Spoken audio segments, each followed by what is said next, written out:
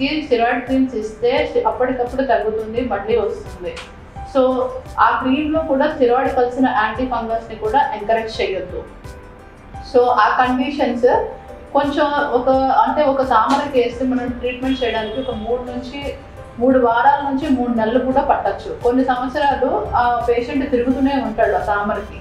So ఎందుకు తిరుగుతున్నారా అంటే సరైన అవగాహన లేక, అంటే వాటిని ఎలా మనం చూసుకోవాలి, ఎన్ని రోజులు లోపలికి మెడిసిన్స్ ఇవ్వాలి, ఎన్ని రోజులు ట్రీట్మెంట్ కరెక్ట్గా వాళ్ళకి అందుబాటులో ఉంటుందా లేదా, ఫాలోఅప్ అవుతున్నాడా లేదా చూసుకుంటూ మనం చేయాల్సి ఉంటుంది. అంటే ఆ తామరలో ఈ మొత్తం ఏంటంటే ఇన్ఫెక్షన్స్, కంటేజియస్ డిసీజెస్ అంటాము. సో ఒకరి నుంచి ఒకళ్ళకి మళ్ళీ వస్తూ ఉంటుంది. సో ఈ స్ప్రెడ్ని అరికట్టగలగాలి. సో ఈ స్ప్రెడ్ని అరికట్టగలాలంటే ఫస్ట్ దాన్ని డయాగ్నోస్ చేయాలి. డయాగ్నోస్ చేసి ట్రీట్మెంట్స్కి పంపిస్తూ ఉండాలి.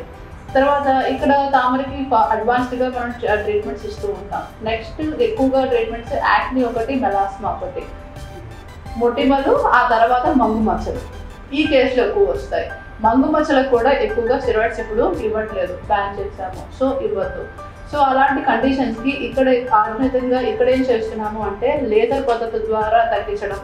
సో అంత అఫోర్డబిలిటీ లేని వాళ్ళకి మెడిసిన్స్ ద్వారా లోపలికి మెడిసిన్స్ ఇచ్చి తగ్గించడం చేస్తున్నాము.